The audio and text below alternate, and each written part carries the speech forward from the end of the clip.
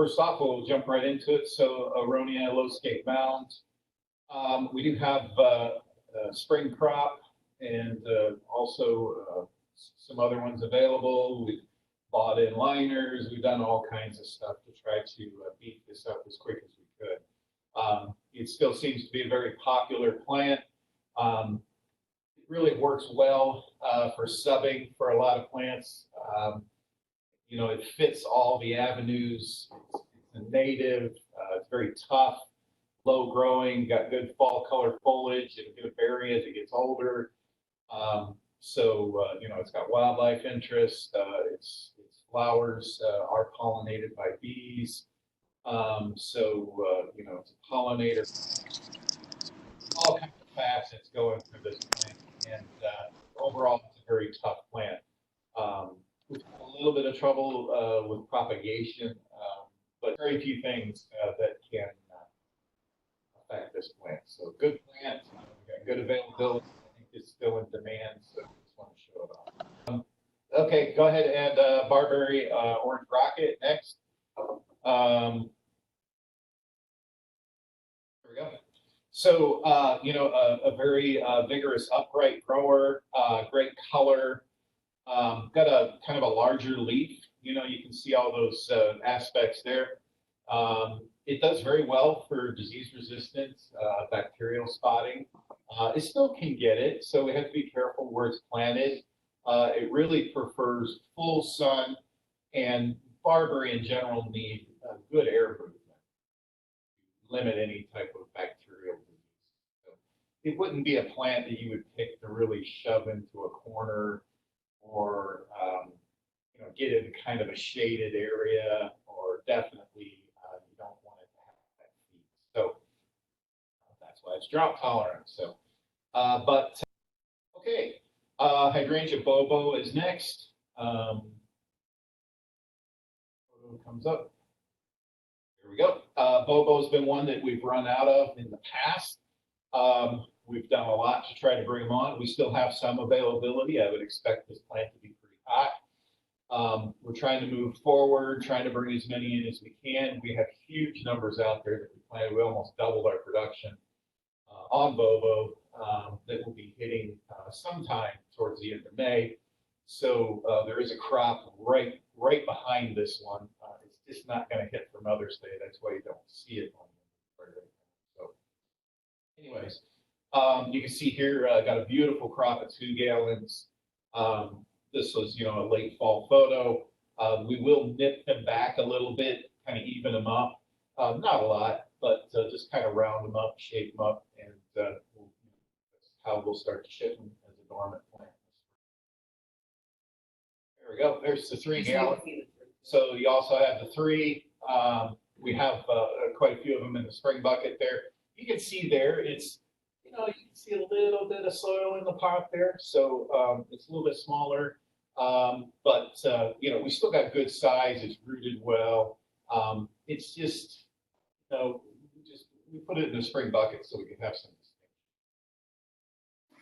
Okay. Next one. Yeah, we can kind of skip over this one. Go ahead and go to the next one. That one there is just something internal that accidentally got in there. It's just for documentation for us, but we've talked about the ilex on the verticillas. Glabra, Green Magic. Oh,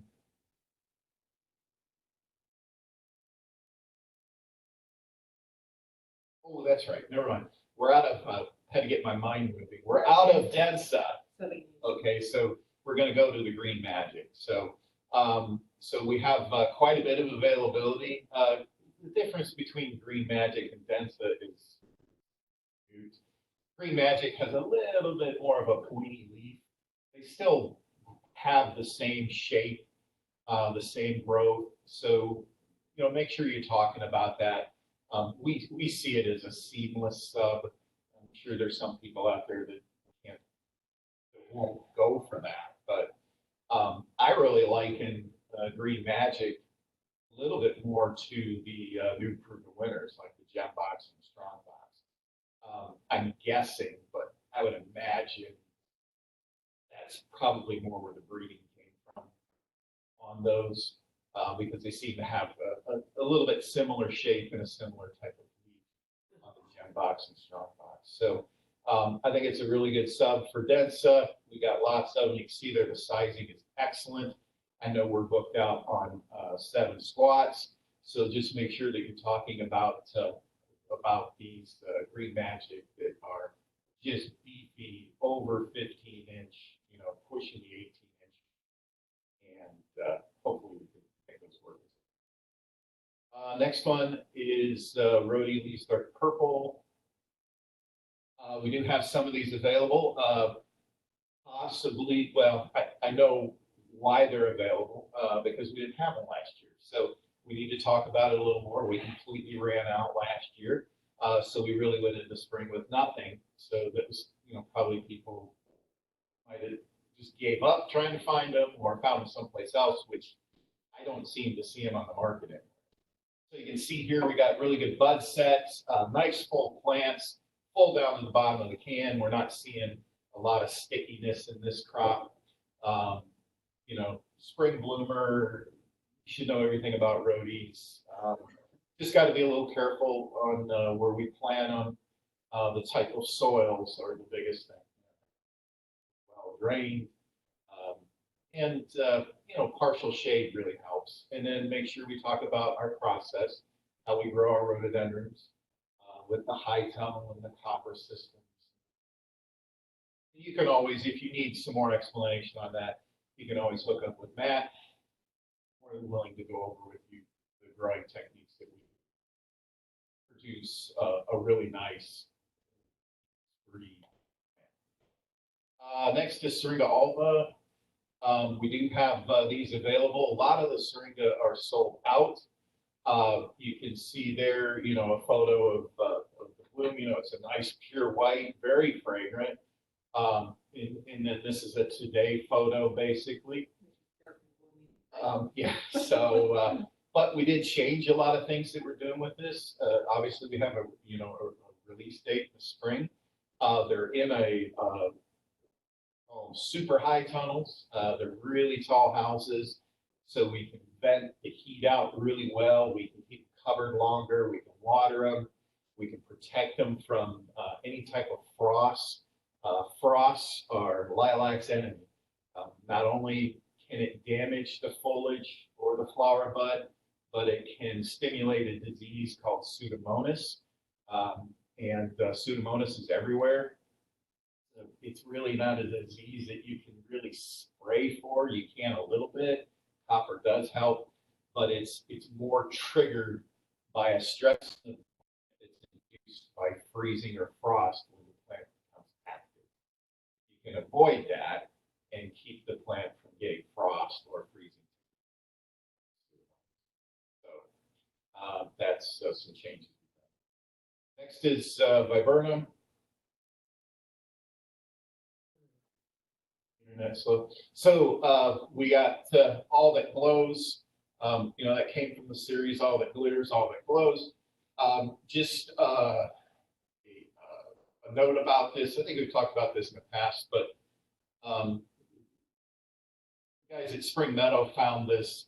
This plant kind of does extremely well in reclaimed areas. That's really where they found them, like mining sites.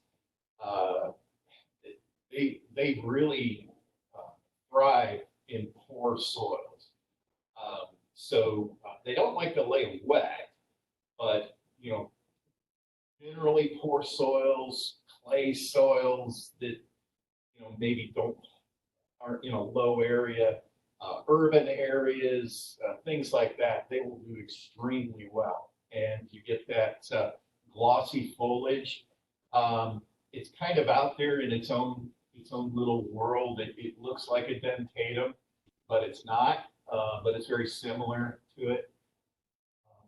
And it does get berries on it as well. So it's a really good plant. It's not native around here, but it is native to